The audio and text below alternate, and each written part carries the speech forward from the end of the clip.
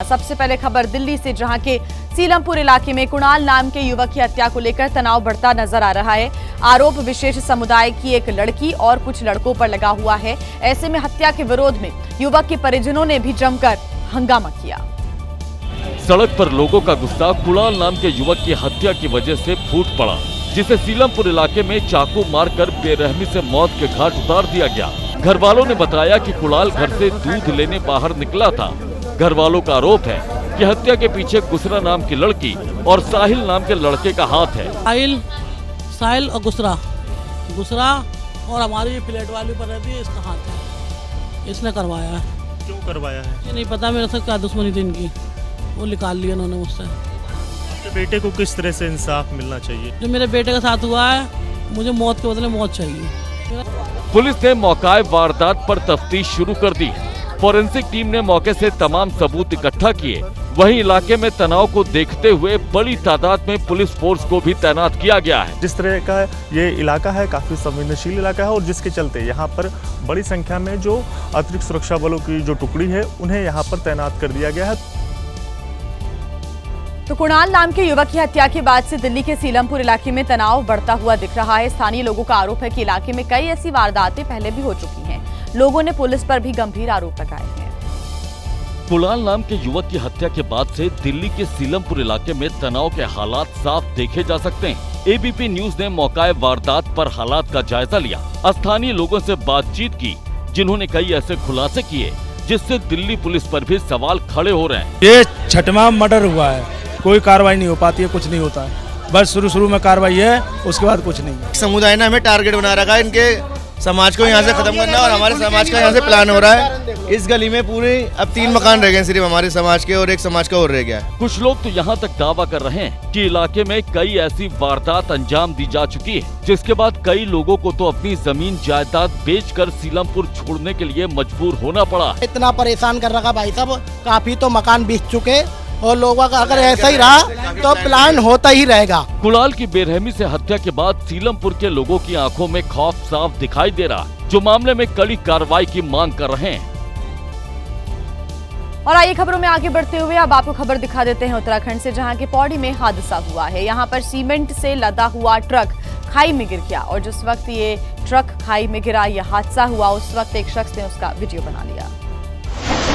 जैसे ही ट्रक खाई में गिरा, लोगों को ट्रक में मौजूद शख्स की चिंता सताई। बाबा उसमें कौन है कौन इसमें? ड्राइवर अरे ड्राइवर चलो। ट्रक जैसे ही नदी के किनारे पर गिरा, ट्रक पे रखा सीमेंट गुबार की शक्ल में दिखाई देने लगा। ये ट्रक कोटद्वार से पाबाऊ की तरफ जा रहा था, तभी अनियंत्रित होकर 50 मीटर गहरी खाई में जा गिरा। हादसे में ट्रक ड्राइवर गंभीर रूप से घायल हुआ है, जिसे वक्त रहते स्थानीय लोगों ने बाहर निकाला और अस्पताल में भर्ती कराया।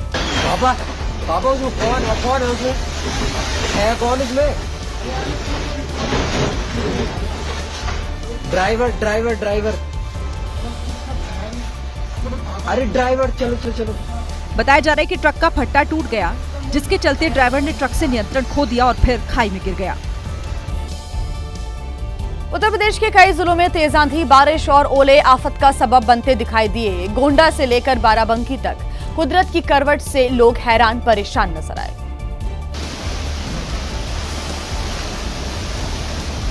पहले जबरदस्त धूल भरी आंधी आई, जिसके बाद दिन में ही अंधेरा छा गया। देखते ही देखते आसमान से पहले बारिश और ओलों की बरसात होने लगी। तेज आंधी से कई इलाकों में पेड़ गिर गए तो कई जगह बिजली के तार टूट गए, जिससे कई इलाकों में अंधेरा छा गया। आधे घंटे की बारिश ने लोगों को गर्मी से राहत तो दी, लेकिन किसानों की चिंता बढ़ा दी। खेतों में कटाई के लिए तैयार गेहूं की फसल बारिश की वजह से भीग गई। गोंडा की तरह ही बाराबंकी में भी मौसम की मार से जिंदगी बेहाल दिखाई दी। तेज आंधी बारिश की वजह से बाराबंकी में अलग अलग हादसे में 5 लोगों की मौत हो गई। कोटारी गांव में स्कूल की दीवार के नीचे दबकर 3 लोगों की मौत से मातम पसर गया। जैदपुर इलाके में पेड़ के नीचे दबने से 2 बच्चों की मौत हो गई। तो फतेहुल्लापुर में बुजुर्ग महिला के सिर पर दीवार गिरने से उनकी जान चली गई।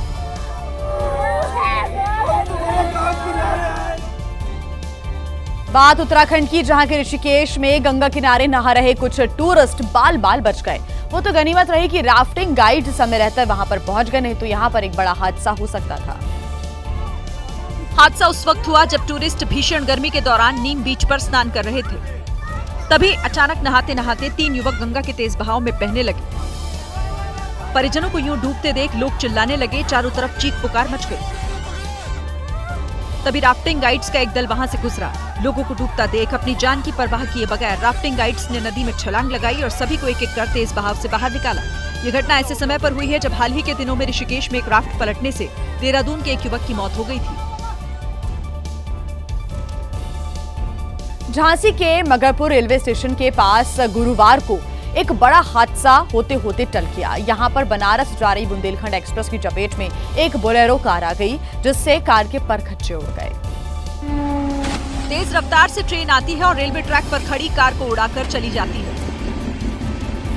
सब कुछ इतनी रफ्तार से होता है कि किसी को सोचने समझने का मौका नहीं मिलता।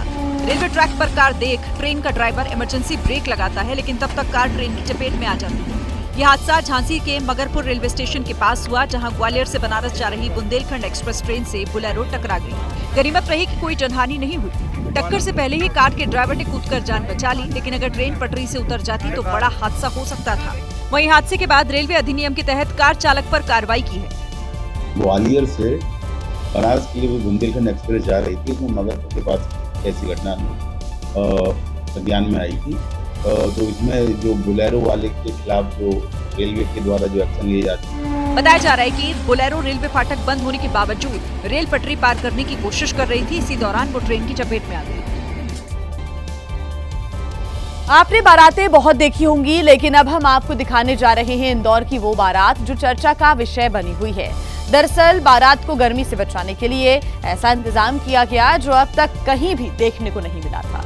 मध्य प्रदेश के इंदौर में जब ये बारात सड़क पर निकली तो हर कोई हैरत में पड़ गया। वजह थी इसका वो टेंट जो अब तक कहीं नहीं देखा गया था। बारात को गर्मी से बचाने के लिए दूल्हा पक्ष का ये नुस्खा देखकर हर कोई हैरान रह गया।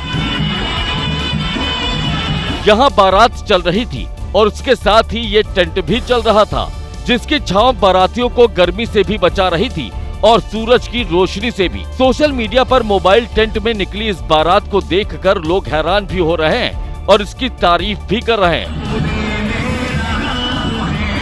बारात में दूल्हा घोड़ी पर सवार है जो गर्मी से परेशान तो दिख रहा है, लेकिन फिर भी टेंट की छांव की वजह से ये काफी राहत महसूस कर रहा है। बारात पटेल परिवार की निकली थी जो इंदौर में बढ़ते पारे से परेशान थे। शादी के दौरान बारात को भीषण गर्मी के बीच ले जाना मुश्किल था।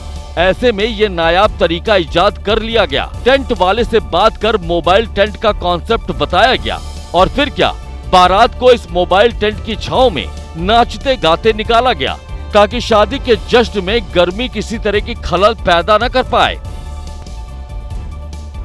पश्चिम बंगाल के राज्यपाल आज हिंसा प्रभावित मुर्शिदाबाद जिले का दौरा करेंगे। राज्यपाल के दौरे को लेकर पश्चिम बंगाल में सियासत जमकर हो रही है। सीएम ममता बनर्जी ने राज्यपाल से मुर्शिदाबाद नहीं जाने की अपील की थी। मुर्शिदाबाद में हुई हिंसा के बाद अपना घर छोड़कर शरणार्थी बनी महिलाओं ने राज्यपाल से मुलाकात की। इन महिलाओं को लेकर पश्चिम बंगाल बीजेपी के अध्यक्ष सुकांत मजूमदार राजभवन पहुंचे थे।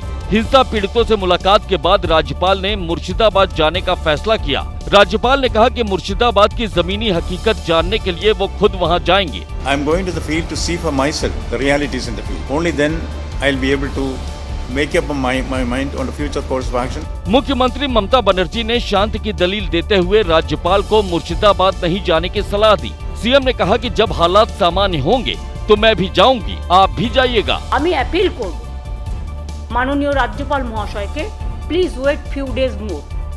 আমাদের স্টেট উইমেন কমিশনে যেতে চেয়েছিল, लेकिन राज्यपाल ने ममता की अपील ठुकरा दी। हालात ठीक नहीं होने का हवाला देते हुए उन्होंने मुर्शिदाबाद जाने का ऐलान कर दिया। राज्यपाल के इस फैसले के बाद पश्चिम बंगाल में फिर से सरकार वर्सेस राजभवन हो गया है। महाराष्ट्र के भिवंडी में 5 साल पुराने हत्याकांड का पर्दाफाश हुआ है। पुलिस ने 5 साल पहले 17 साल के एक लड़के की हत्या के आरोप में एक मौलाना को गिरफ्तार किया। घटना साल 2020 की है, लेकिन खुलासा 5 साल बाद 2025 में हुआ। आरोप है कि मौलाना ने नाबालिग शोएब शेख के शव के टुकड़े करके अपनी दुकान के नीचे दबा दिया। घटना भिवंडी के नवी बस्ती में हुई, जहां आरोपी मौलाना गुलाम रब्बानी शेख ने अपनी दुकान के अंदर एक नाबालिग का यौन शोषण किया था, जिसे शोएब ने देख लिया था। पकड़े जाने के डर से मौलाना ने दुकान में गला घोटकर युवा की हत्या कर दी और शरीर के टुकड़े टुकड़े कर उसे अपनी दुकान के नीचे दबा दिया। सालों बीत गए हैं, लेकिन लापता लड़के का पता नहीं चला। साल 2023 में सुराग मिलने पर पुलिस ने मौलाना को हिरासत में लिया था, लेकिन वो पुलिस की पकड़ से भाग निकला और अपना ठिकाना बदलकर दूसरे राज्य चला गया। इसके बाद क्राइम ब्रांच की टीम ने गहन पड़ताल के बाद केस की गुत्थी सुलझाई और मौलाना को गिरफ्तार कर लिया। पूछताछ में मौलाना ने अपना अपराध स्वीकार कर लिया है। बात कर लेते हैं अब राजस्थान के भीलवाड़ा की, जहां पर उस वक्त दहशत का मंजर देखने को मिला जब एक कंटेनर में आग लग गई और फिर इस कंटेनर में धमाका हो गया। धमाका इतना जबरदस्त था कि कंटेनर के परखच्चे हो गए। दिल दहला देने वाली ये तस्वीर राजस्थान के भीलवाड़ा से सामने आई है। मांडल इलाके के राय सिंगापुर गांव के पास से गुजर रहे कंटेनर में शॉर्ट सर्किट की वजह से आग लग गई थी। फायर ब्रिगेड आग पर काबू पाने की कोशिश में भी जुटी थी, लेकिन इसी बीच एक जोरदार धमाका हुआ। ऐसा लगा मानो कोई बम फट गया है। कंटेनर के परखच्चे उड़ते दिखाई दिए। पता चला कि कंटेनर में 15 ऑक्सीजन सिलेंडर भी रखे हुए थे और आग जब उन तक पहुंची तो एक के बाद एक करके वो फटने लगे। पूरा इलाका थर्रा उठा। गनीमत रही कि हादसे में किसी की जान नहीं गई।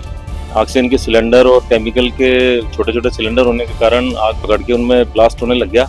गाड़ी है उनको रोक दी गई है ताकि किसी के कोई जनहानि ना हो। जिस कंटेनर में धमाका हुआ वो जयपुर से आ रहा था। धमाके को देखते हुए 1 किलोमीटर पहले ही गाड़ियों को रोक दिया गया।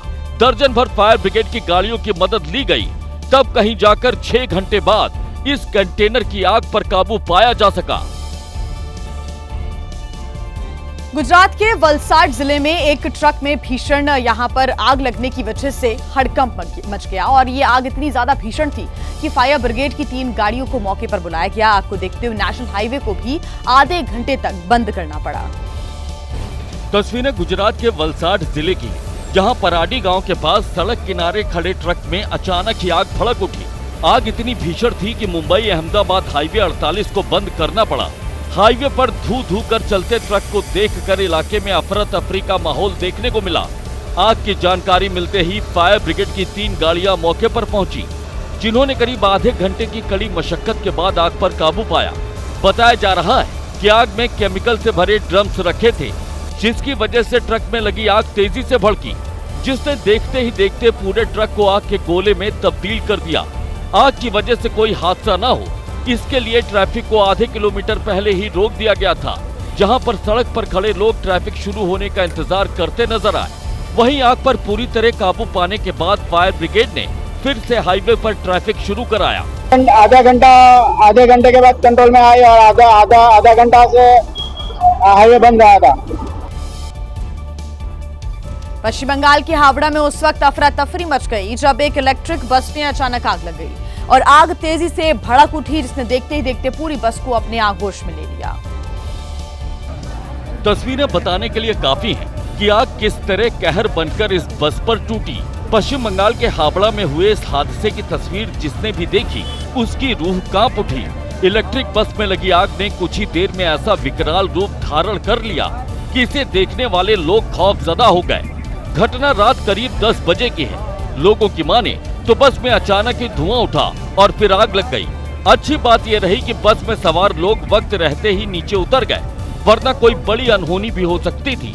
वहीं थोड़ी ही देर में आग ने पूरी बस को अपने कब्जे में ले लिया। देखते ही देखते पूरी बस आग का गोला बन गई। जानकारी पर फायर ब्रिगेड भी मौके पर पहुंची, लेकिन तब तक ये बस जलकर खाक हो चुकी थी। बस में था तभी से हम लोग को सुनाई दिया कि बस में आग लग गए। तब से हम लोग से उतर के हम लोग देखा कि बस के चक्के सब आग लग गए थे। उसके बाद वो आग आस्ते आस्ते फैलता गया। हम तो सामान था सब कुछ शेष हो गया। और आइए अब खबर उत्तर प्रदेश से आपको बता दें, जहां के बहराइच में चाट बेचने वाला एक दुकानदार दबंगों से काफी परेशान था। ये दबंग अक्सर उससे फ्री की चाट खाया करते थे, लेकिन इस बार चाट खाने के बाद विवाद काफी बढ़ गया और दुकानदार के साथियों के साथ मिलकर दबंगों की बाइक में आग लगा दी गई। ये जलती हुई बाइक उन्हीं दबंगों की है जो ठेले पर आकर चाट तो खाया करते थे, लेकिन पैसे नहीं देते थे। इस बार भी उन्होंने यही किया, लेकिन इस बार चाट वाले ने पैसे मांग लिए। पहले तो दबंगों ने चाट वाले को अकेला समझकर मारा पीटा, उसके बाद चाट वाले ने अपने साथियों को बुला लिया और दबंगों पर पलटवार कर दिया। अपनी चाट लगाते हैं, वही सब है सर, भेज दीजिए, बहुत भयानक आग लगी है टंकी में। मौके पर पुलिस पहुंच गई, पहले मिट्टी डालकर बाइक में लगी आग बुझाई, बाद में उस पर पानी भी डाला गया। आज एक चाट टपरी खाने के लिए आए थे और पैसा नहीं दे, उसने पैसा मांगा तो उसको पीटने लगे। फिर वो लड़का जो चाट वाला है अपने घर वालों को फ़ोन किया तो वहाँ से लोग आए, में आपस में मारपीट हुई और मौके से जो लड़के चाट खाने के लिए आए थे एक बाइक में तो लोगों ने आग लगा दिया। पुलिस ने दबंगों के खिलाफ मुकदमा दर्ज कर लिया है और जो दबंग मौके से भाग गए उनकी तलाश की जा रही है।